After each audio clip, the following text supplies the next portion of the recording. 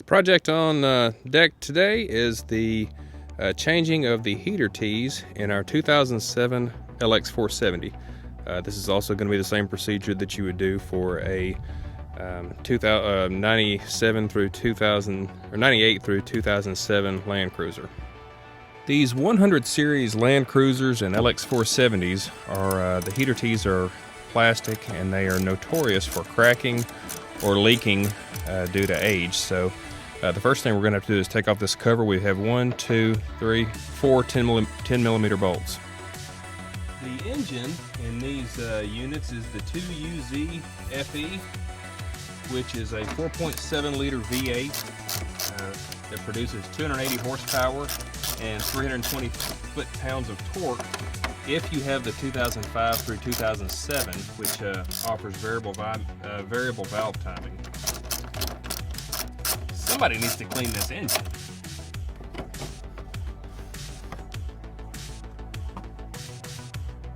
With the engine cover removed, you can see the 2 heater tees that we're going to replace right here.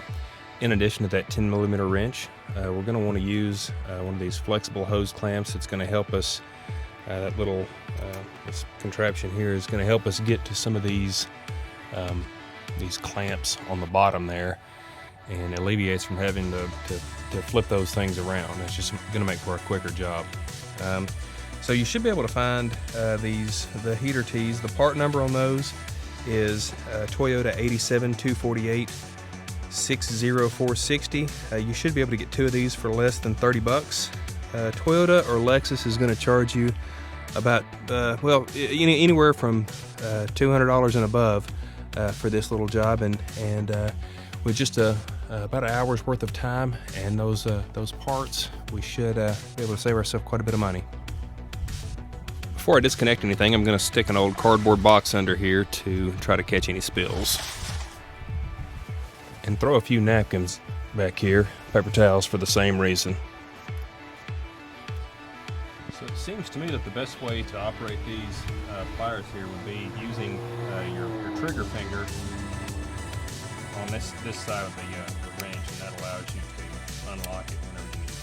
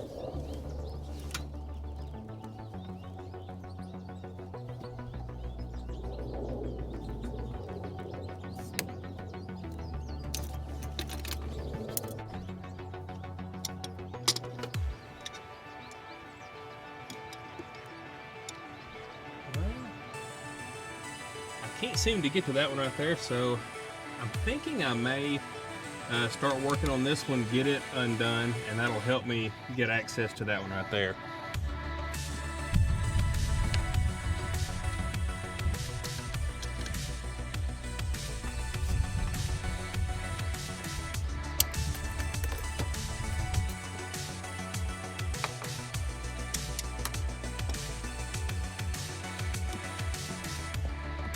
There we go. Down there just a little bit. Okay. So now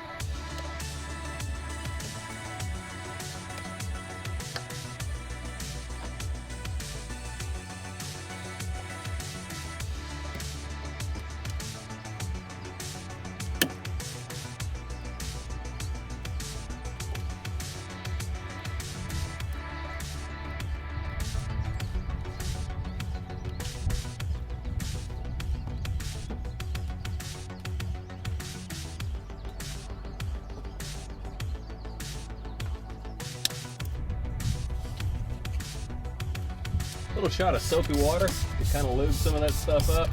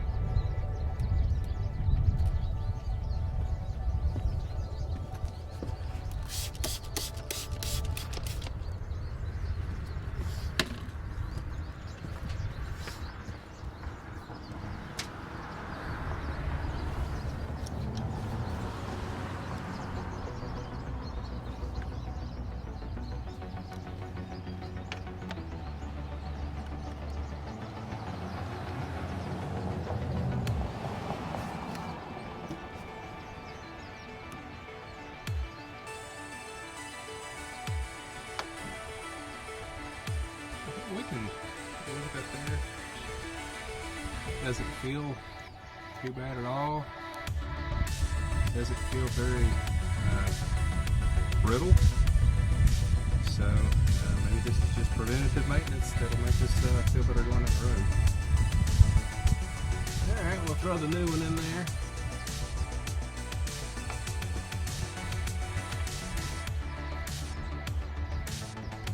Push it all the way until it stops. Same there.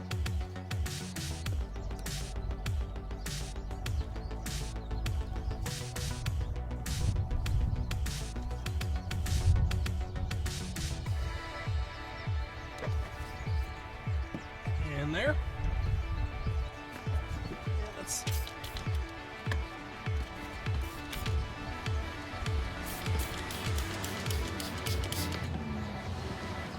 still working on this one. This thing's probably going to get in my way. Go ahead and move that.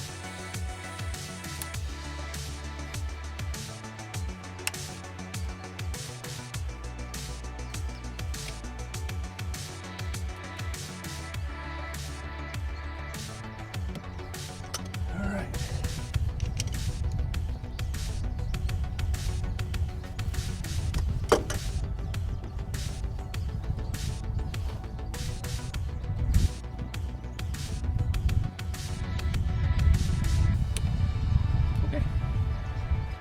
Second one's off.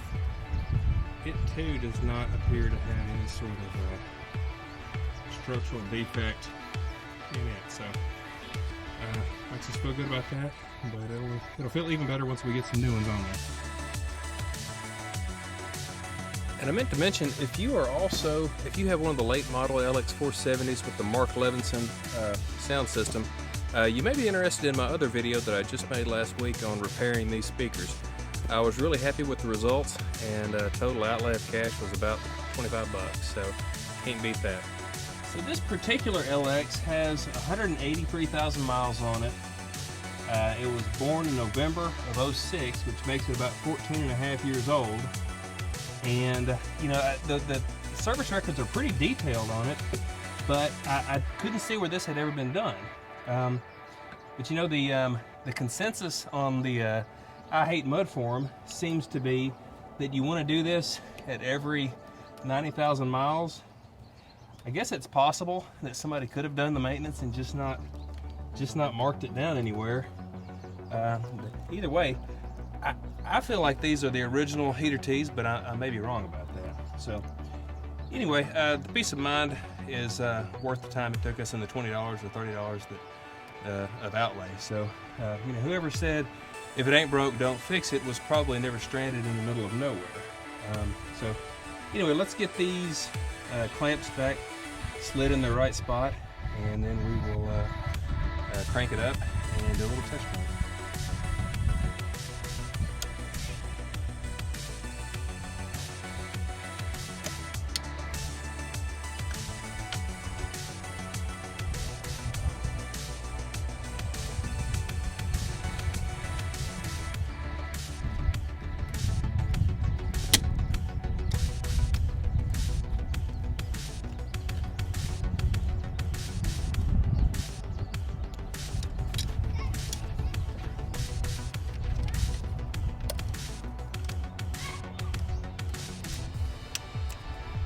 Plug that back in, and now I feel okay about that. Yeah, I feel good. Okay, and then you just kind of, you can clean up any spills. I'll pull this out, which it appears as if that paper towel has captured most of our coolant spilled. Anything else the box should have caught. Now we'll just crank it up and see if we see any leaks.